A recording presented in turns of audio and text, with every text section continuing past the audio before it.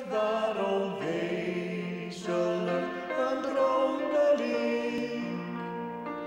Een dag dekt nacht niet over het kind. De loffie rook komt recht omhoog de lucht in. En maar op één gewind van de zee die. Dus dan wou ik maar beginnen. Even een zakelijke mededeling. Deze dag kunnen wij eigenlijk niet zoveel tijd uittrekken voor de uitreiking van de Beeldse Cultuurprijs. Wij als jury hebben er niet aan gedacht. Jim denken nou, waarom niet?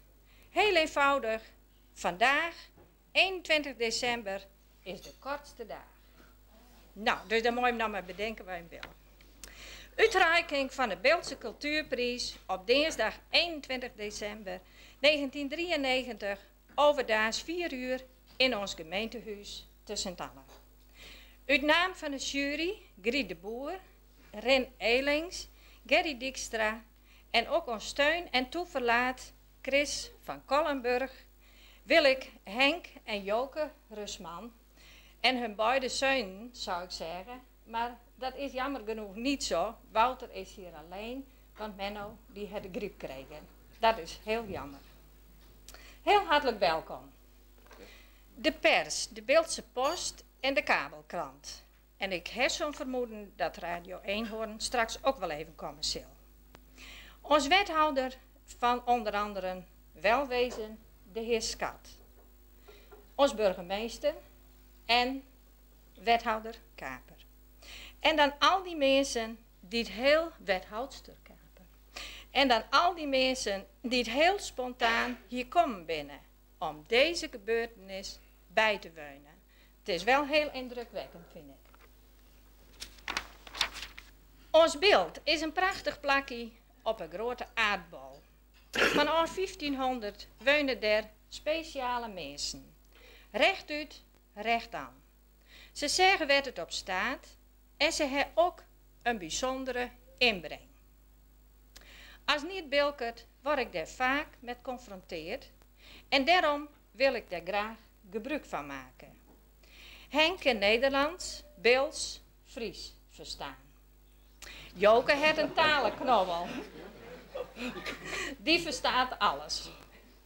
Graag wil ik beginnen met een gedichtje dat in het jaar 1975 op een Frieske schrijverskalender staan heeft. Het was als volgt. Ik hoop je dat ik deze week zo'n dagen het. Krijg net ien te min voor genoeg leefde. Krijg net ien te volle voor oermietige haat.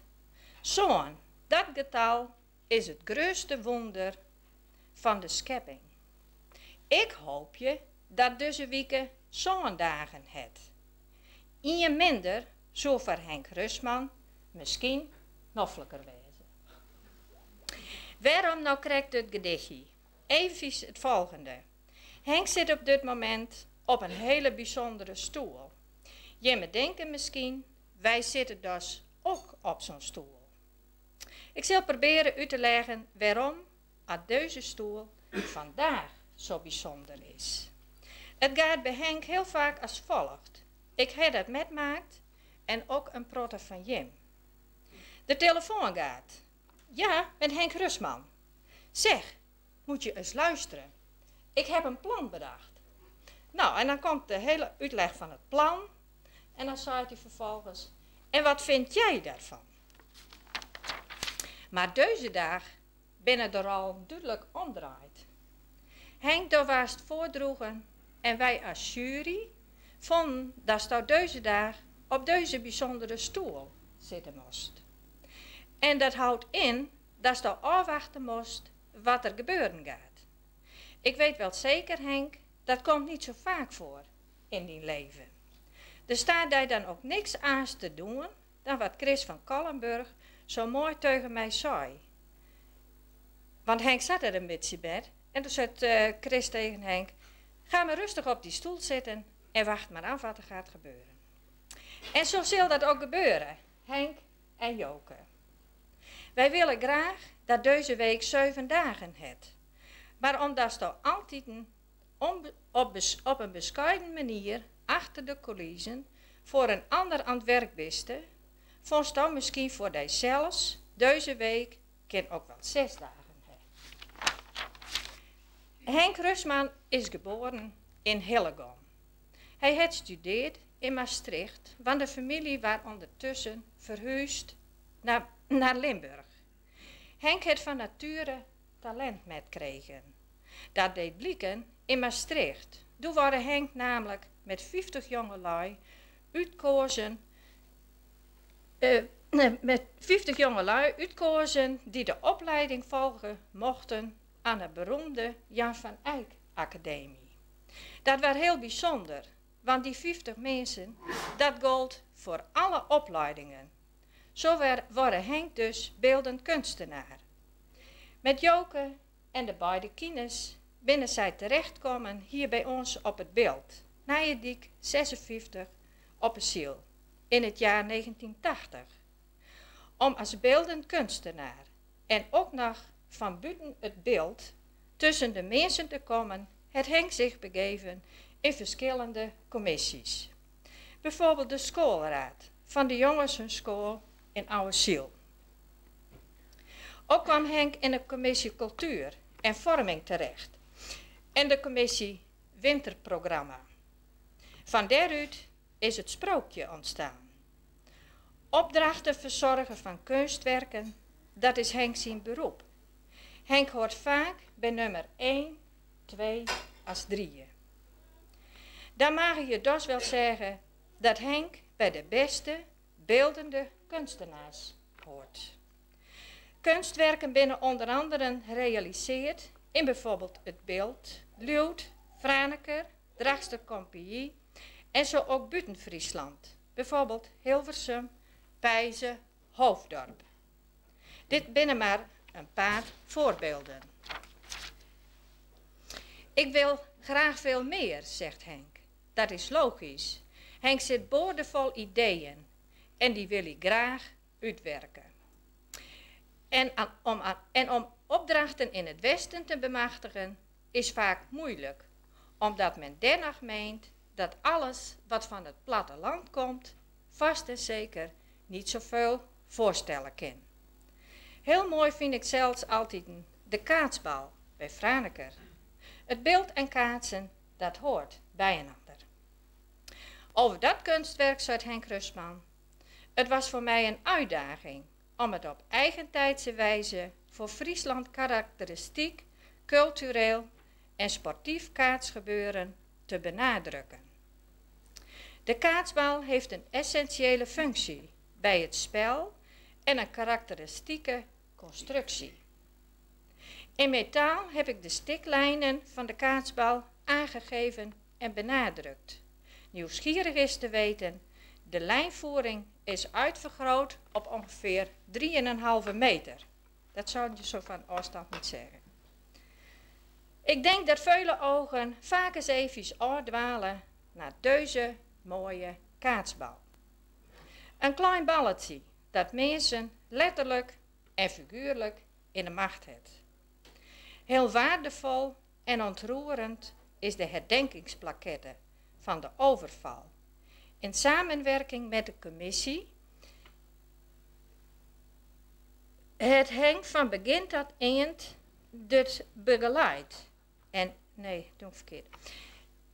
In samenwerking met de commissie van begin tot eind begeleid en maakt door Henk Rusman.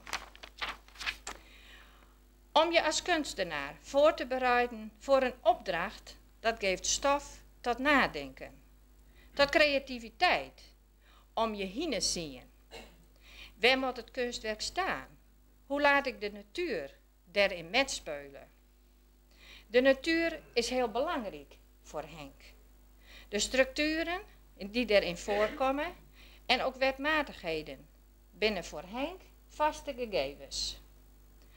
Een prachtige actiefoto van Henk is bijvoorbeeld dat hij doende is met zijn abstracte beeld dat het winnen van turf uit vroegere tijden ons laat zien in Drachtster Compagnie. Dan weet je wel wat voor foto ik bedoel. Ja. Actie, beweging. Komt het wel goed? Allegaar arms en been. Heel typerend voor Henk. Tot aan het laatst toe wordt alles in een puntjes verzorgd. Heel perfectionistisch noemen wij dat allegaar, want dat heb ik van heel protkanten hoort. Ik heb de boekwerkjes van Henk zijn opdrachten in zien maan. Het is niet alleen het kunstwerk dat plaatst wordt. Er zit ook een filosofische gedachte in verwerkt. Ik vind het zo bijzonder dat Henk alles altijd op een begrijpelijke manier heel bijzonder verwoorden kan. Dan houdt Henk zich nog doende met heel iets aans, namelijk het toneel. Het kindertoneel van de school in Ouwerziel, zo is het begonnen. En in 1985 is er een commissie, het Sprookje, nou noemt Theater het Sprookje, Stichting Theater het Sprookje, vormt. En deze commissie verzorgt alle jaren voor Sinterklaas een sprookje. Nou, ik kan wel zeggen voor alle kinderen van het beeld. Ze doen dat met een hele groep.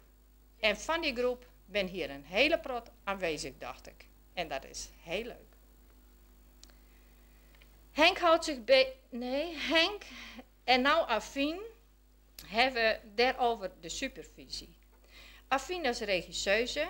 Henk houdt zich bezig met het decor, verlichting. Ook heeft hij gedachten over de kleuren van bijvoorbeeld de kleding. Henk leest een stuk en dan weet en ziet hij direct hoe alles uitbeeld en realiseerd worden moet. Een sprookje wordt op deze manier heel bijzonder gemaakt. Zo bijzonder dat de schrijver A.G. Stoker zei: je kunnen met een ander wel spelen in een harmonie of de lawaai. Nou, dat is toch wel een heel groot compliment voor je allegaar dochter. Voor een schrijver is het natuurlijk heel verrassend dat je werk op deze manier tevoorschijn komt. Het is allegaar gewoon schitterend. Dan komen wij bij de Beeldse Revue, een Amerikaan op het beeld. Daarbij het regisseur Gerry de Jong Henk Rustman aantrokken. Ik weet nog dat ik tegen een vriendin zei: wij zullen een revue opvoeren. Dat is heel leuk, zei ze, maar om daar wat aparts van te maken. Ik kon Henk niet en ik vergeet nooit weer dat hij op een zaterdagochtend in ons huis kwam met een maquette. Toen dacht ik bij mezelf: dit is nou het aparte dat Sjoerdje bedoelde. De een werkt met de speulers, de ander met het decor, de verlichting, kleuren, dia's, geluid. En elk en een weet, deze beide mannen kunnen dat niet te gaar redden. Het is hen beide gaar toevertrouwd, ze zetten de juiste man, vrouw op de juiste plaats. Zo hebben wij als jury dit jaar meend en besloten Henk Rustman op deze bijzondere stoel te zetten. Het is zo, niet één meer, niet één minder. Het is een kwestie van geduld. Ik heb hem iets verteld over Henk Rustman, zien doen en laten. En nou wil ik uit naam van de jury, en ik heb van verschillende mensen gehoord dat zij er precies gelijk over denken, waarom had Henk Rustman 21 december 1993 in aanmerking komt om de Beeldse Cultuurprijs strakjes in ontvangst te nemen van wethouder Schat. Motivatie. Dat heb ik beknapt opgeschreven. Bescheidenheid, het ziet Henk Rustman. Hij is altijd voor een ander in het spier. Hij heeft een plan. En hij begeleidt het plan van begin tot eind. Zowel in zijn werk, een kunstwerk, als op het toneel. En bijvoorbeeld het dorpshuis op een ziel. Soms is dat wel eens lastig, maar Henk kan dit op een innemende manier brengen. Innemend, En met een groot enthousiasme weet die mensen om zich heen te verzamelen. Elkeen die het maar wat met toneel uit te staan heeft, is daar aanwezig. Hij kan zijn kunstwerken en het toneel heel beeldend als de beste presenteren. Met het toneel is hij in de pauze altijd een drukdoende, de supervisie op het toneel. In de kleedkamer, mensen moeten jullie even luisteren. Drukdoende, allegaar arms en been, maar dus zijn creativiteit en zijn warme inbreng maakt Henk Rustman zijn beeldhouwwerk en het toneel heel bijzonder. En om zo te functioneren, dat wordt Henk mogelijk gemaakt door thuis. En ik denk ook met de joker. Nou, wethouder Skaat, nou geef ik jou het woord.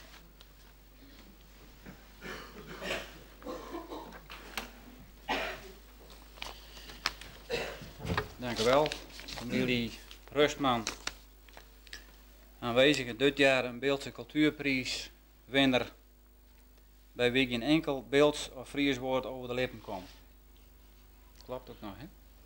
Dat feit op zich is al bijzonder, maar het neem ik aan voor de jury niet een argument geweest. En gelukkig voor Rustman werd het ook niet een criteria. Over diezelfde criteria is een tijdje geleden nogal uitvoerig van gedachten wisseld in de commissie Welwezen.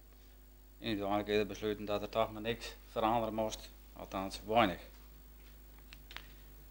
Mevrouw Hilarides die het even namens de jury aangeven waarom Rustman de Beeldse Cultuurprijs wonnen heeft. De zinsnede in de criteria omschrijving waardering voor gevestigd talent, zoals er mooi in staat, dat sprak mij bijzonder aan. Want dat Rustman talent heeft, dat staat buiten kijf. En ook dat hij veelzijdig is, hoeft nauwelijks toelichting. Daarbij doel ik op zijn werk als beeldend kunstenaar, kom ik straks nog even op waarom, maar ook op zijn andere bezigheden. Zijn andere bezigheden monden ook vaak uit in contacten met de gemeente. En hoe dat eigenlijk mogelijk is, in de gemeente waar het heeft om 5 zinnen de term sober en loonmatig voorkomt, kan blijkbaar toch een kunstenaar gedijen. En hoe dat kan, zal altijd wel een raadsel blijven. Of misschien is het wel zo dat die woorden niet helemaal op zijn plek binnen, maar daar zie ik me niet over uitlaten. Wat betreft de contacten met de gemeente, als eerste denk ik daar ook aan het lidmaatschap van de commissie Cultuur en Vorming van 1982 waar dat. Die naam Cultuur en Vorming, ik denk dat dat toch wat beter aansloot bij de gevoelens van een kunstenaar, het hier tegenwoordig de commissie Welwezen. En hij zit er vandaag de dag nog in. Vaak zeg je op een dag van vandaag alleen maar aardige dingen, maar dat hoeft vanzelf niet. En je bent ook wel een beetje van je wonnen, op deze dag dan. Want als commissielid is Rustman gewoon heel lastig.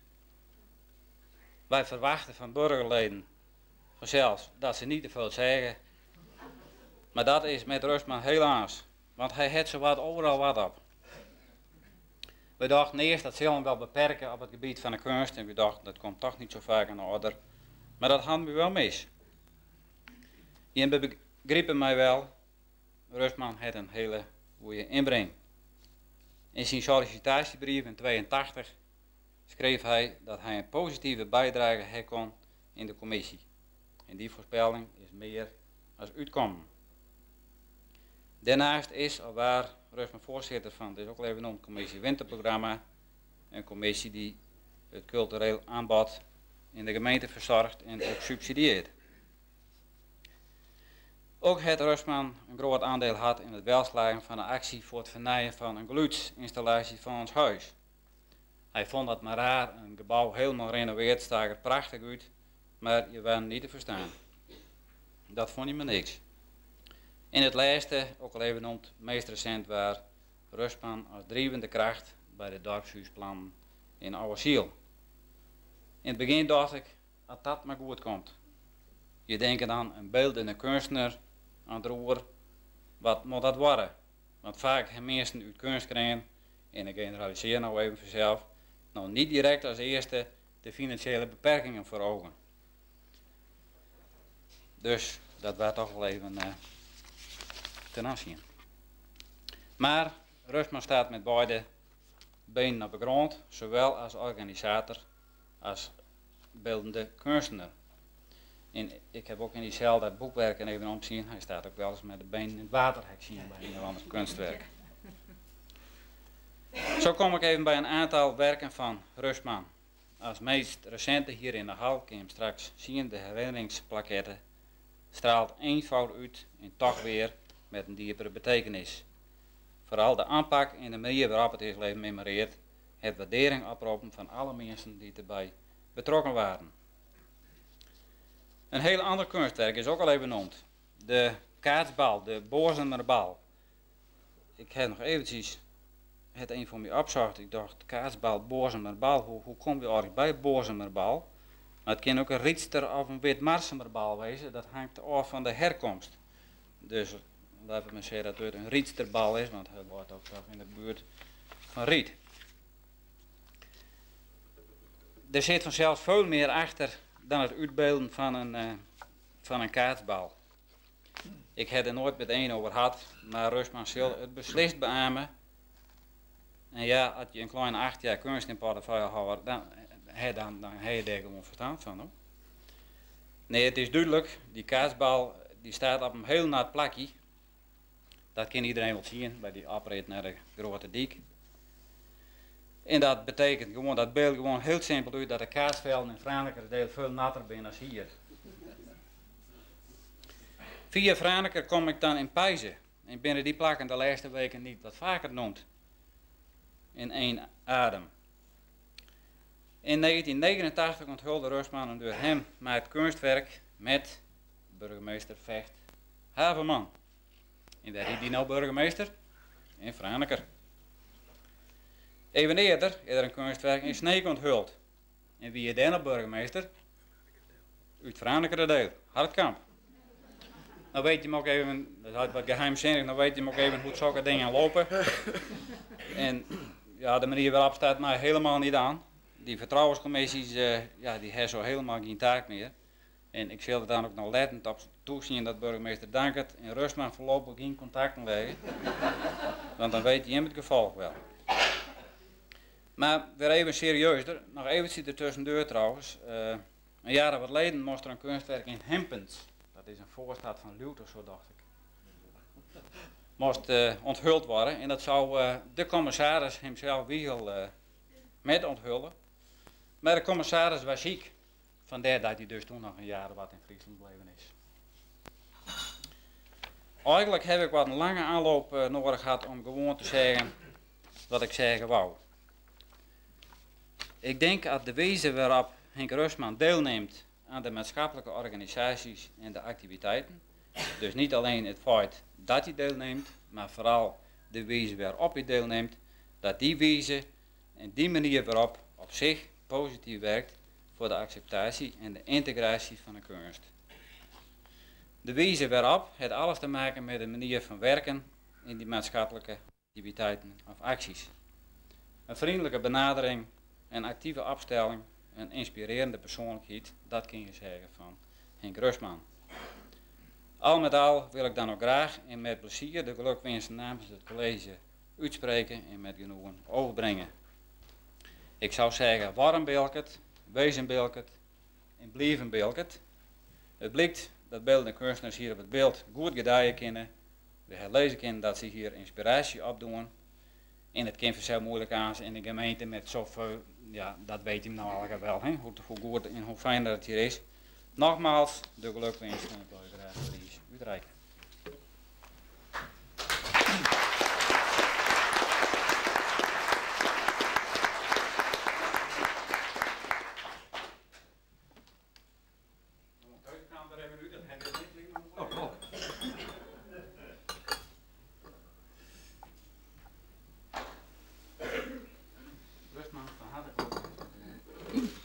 Dank u. Dank u. 93. Heel erg mooi.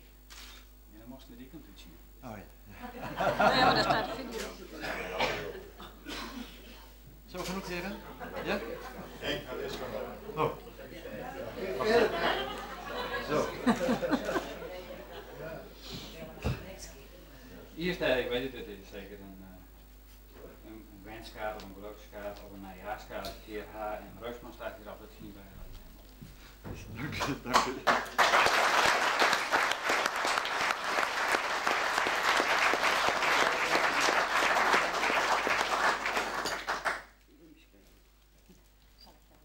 Ja. Dank je wel. Dank je, dank je, dank je. Mag ik ook nog wat zeggen? Ja. Ja? Maar ik denk dat je misschien een beetje... Oh, oh. Ik mag nog niet. Oh, ik had eigenlijk niet verwacht dat hij wat zeggen zou.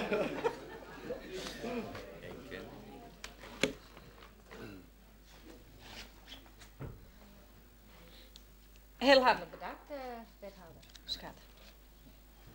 Dan wou ik nou, ik ben streng, want ik doe dat in volgorde, dus ik wou nou graag het woord geven aan Hanneke Kampen.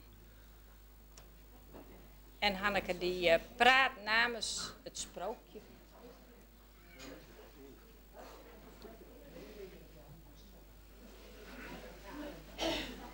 Ja, de stem. Henk, wij staan hier even namens de spelers van het sprookje en de helpers. En dit krijg je straks nog in de wachten. We wilden je dit eerst even overhandigen en daar staan wat trefwoorden op. Zou je er een paar van voor willen lezen? Oh, bliksem. Ik pak de makkelijkste hoor. Energiek. Bewondering. Regelen. Spontaan. Vlotte kerel. Even wat minpunten zoeken. En aan de binnenkant. Verbeteren. Verbeteren. Gedreven. Altijd bezig. Enfin, nee, heel leuk. Nou, dan wil ik nog even wat voorlezen. Aan een kunstenaar. De trefwoorden die hier staan, daar willen wij even mee verder gaan. Henk Rustman. Gedreven, energiek en spontaan. Een man, daar kun je van op aan. Ik weet niet of je het al wist, maar je bent een perfectionist. Regelen, dat kun je heel goed. Je weet precies hoe het moet. Hij drijft zijn zin wel deur. Ja, bij Henk bereik je niets met gezeur. Rustman, een creatieve artistieke vent. En ze zeggen ook nog dat je een vlotte kerel bent. Het sprookje op het beeld is door jouw decorstukken zeer gewild. Verbeteren, zeer punctueel. Als jij er bent, gebeurt er veel. Ook altijd bezig. Maar na 11 even rust, even aan de bar hangen met een bok bier, die je heel graag lust. Je hebt dan ook heel wat in de vingers, daarom hangen we je vol met slingers.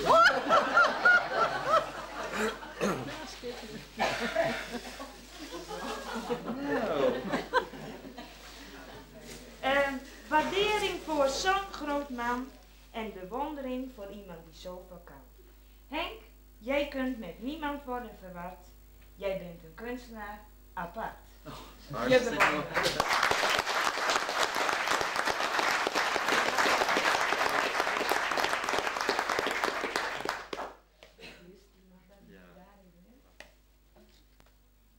Die bewaar ik hoor, dat is schitterend. Nog gefeliciteerd. Dank En je. alsjeblieft. Dank je. En deze. Een bloemetje. En deze nog voor naar Elven. Voor de helft.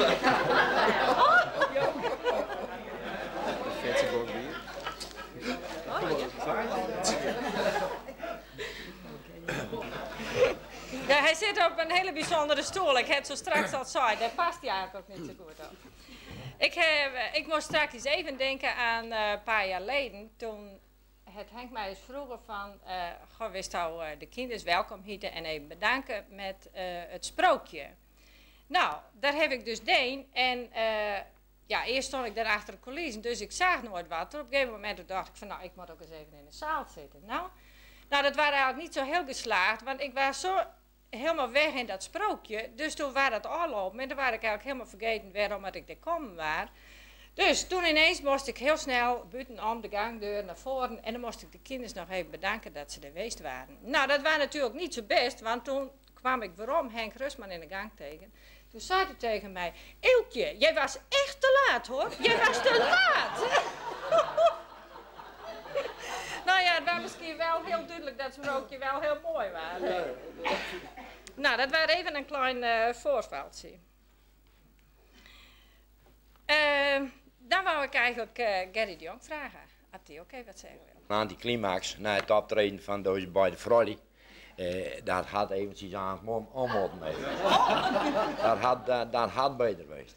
Maar mijn eerste contact met Henk Rustman, dat was het eerste sprookje.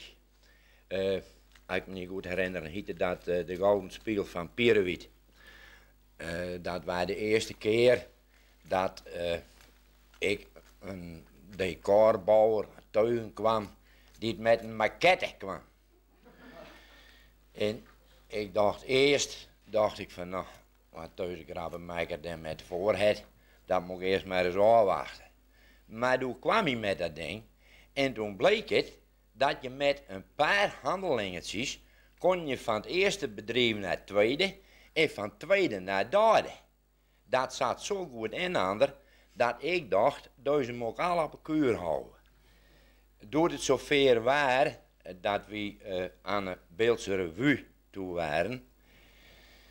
En ik zie hem dat verhaal even vertellen van die revue. Dat is 2 jaar voordat die opgevoerd is dat begonnen. Toen ben we aan het, zoals ze dat in een mooi beeld zeggen, aan het brainstormen geweest.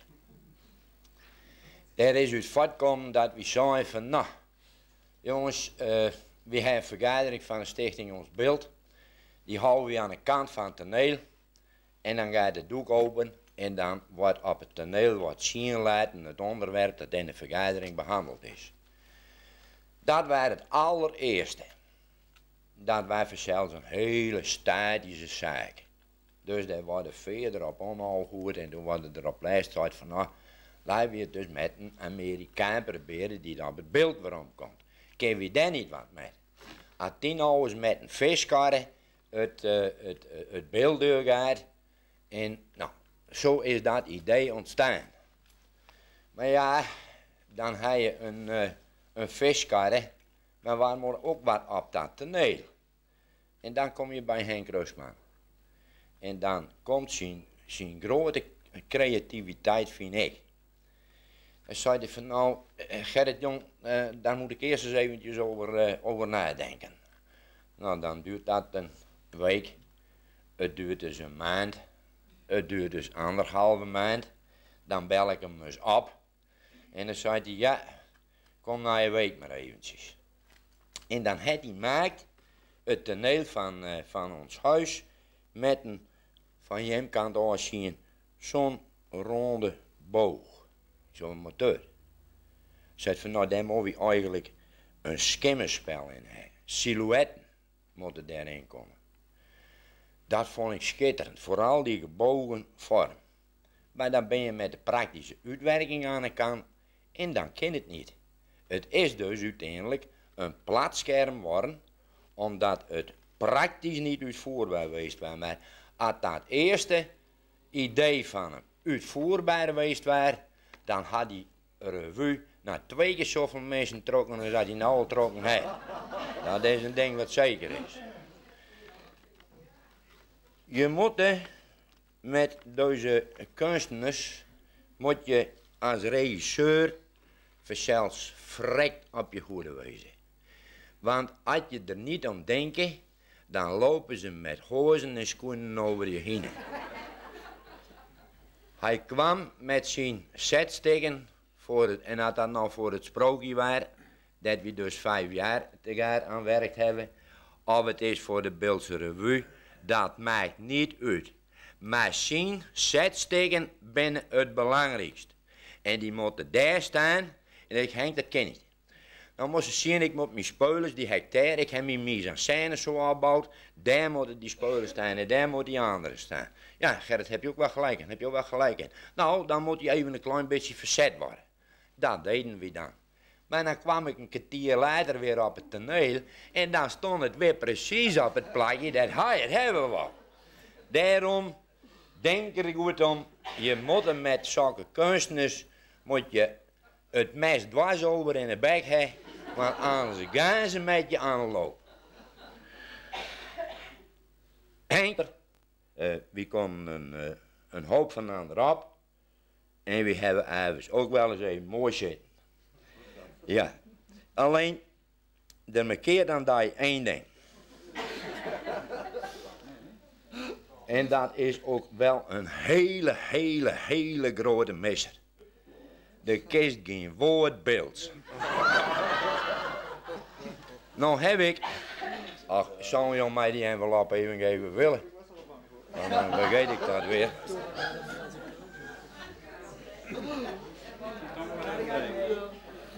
Nou heb ik een tegeltje metgenomen en dat heb ik met zin opzocht. Daar staat 1 van de 3 Beeldse woorden in die de cursisten verrekte moeilijk vinden. Er zijn namelijk 3 Beeldse woorden die je met UE schrijven moet. Dat zijn nuurt, dat is fluurs en dat is beul. Weet je wel wat nuurt is? Nee, dat dacht ik wel. Nou, nuurt is stam en fluurs is het velletje op de melk. Ja? Nou, die andere, dat is buul en dat is in het Nederlands buidel. En een buul was vroeger zo'n leren ponkje dat je van boven met een vete vastmaakte. Toen wij er nog geen papier geld en dat dan dus de munten in kwam. Nou is deze zegswijze, de buul moet in een wien opkomen kennen. Er moeten dus genoeg centen in dat buultje zitten, zal dat ding werkelijk in die wien opkomen kennen. Ja? Nou, dan hoop ik dat 10 buul in lengte van dagen de wasstuigen die storm ingaat. Ja?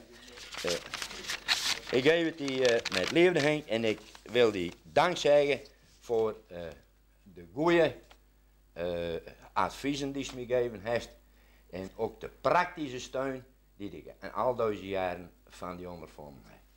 Hartstikke dank.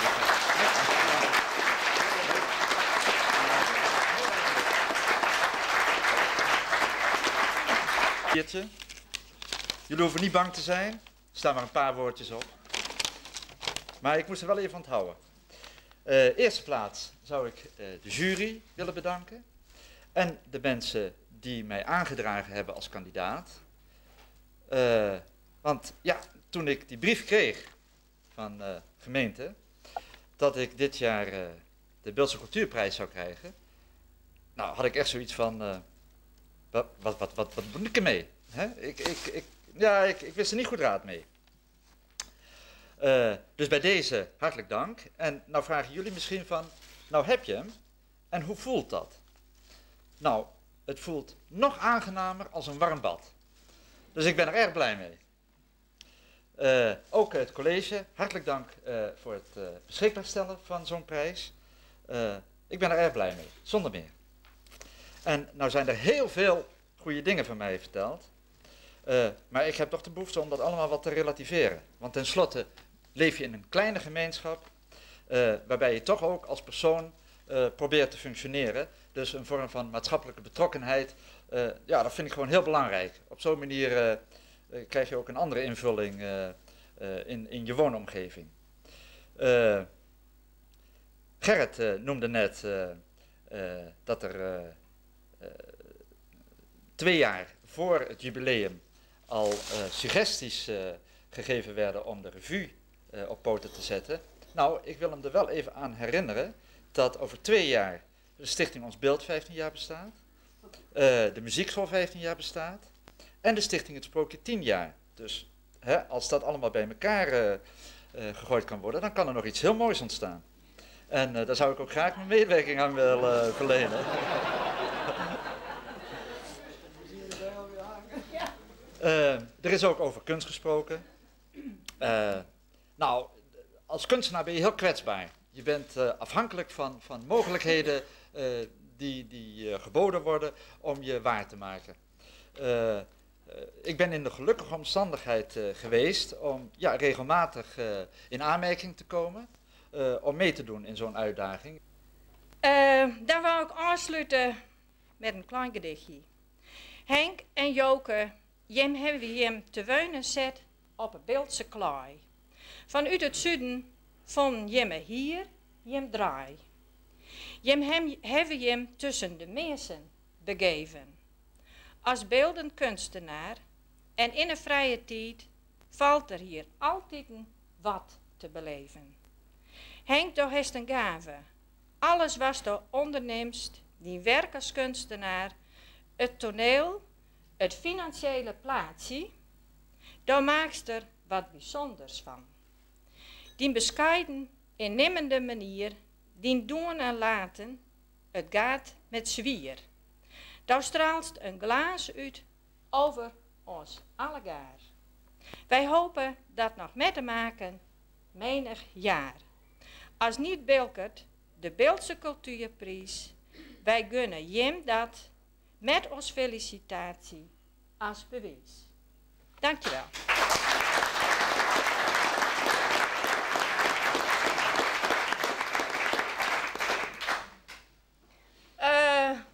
Nou ja, ik denk dat het nou gebruikelijk is dat iedereen Henk en Joke en de Zeun even... Is die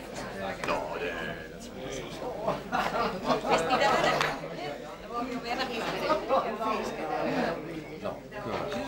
Ja, vond je het wel mooi? Nou ja, die hebben al langer misschien. Ja, nee, vond je het... Dank je. Jawel. Ja, nou,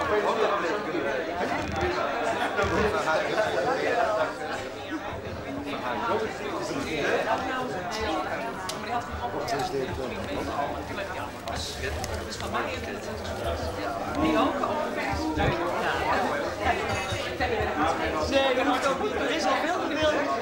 Ja?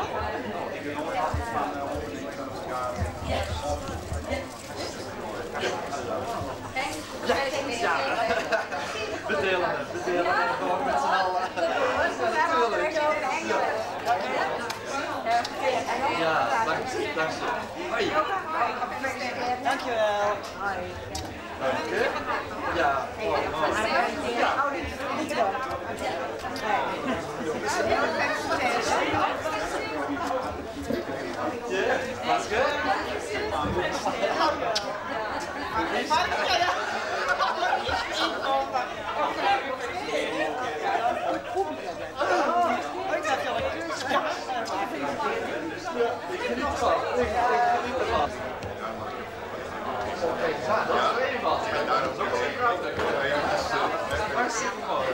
Prima, dank u.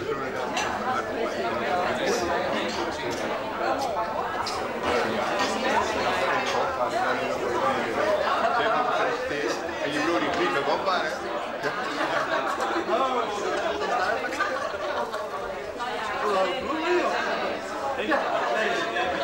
Ja, welkom.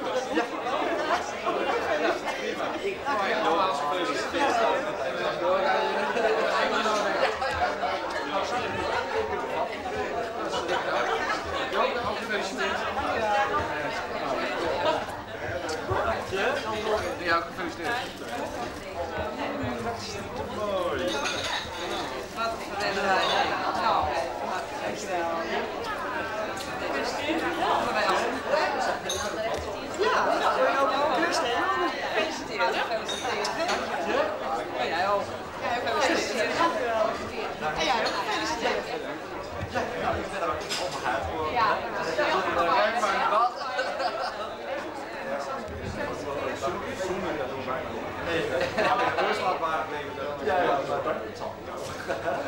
Hartstikke fijn.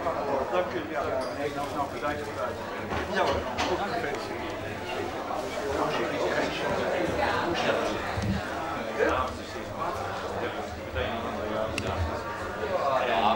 Nou ja, dat mag niet.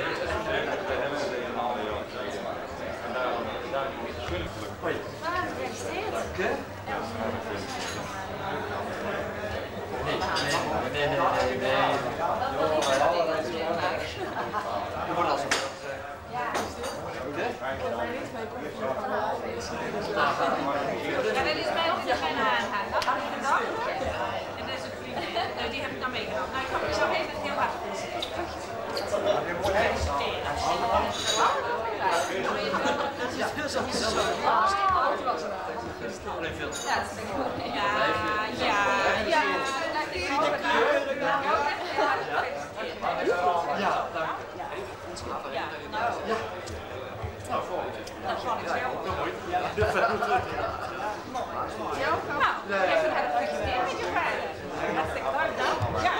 Niet zeker afgekregen. Nee,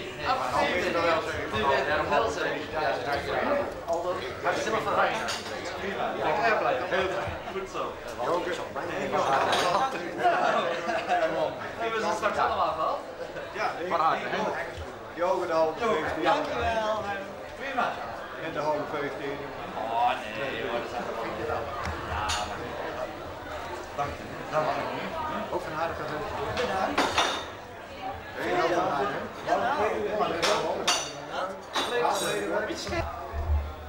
Ik waardeer het zeer de stand tegen. Nou, daar ben ik erg blij om. En hartelijk dank. Ouder, gefeliciteerd. Gefeliciteerd. Symphony. Joke? Goed.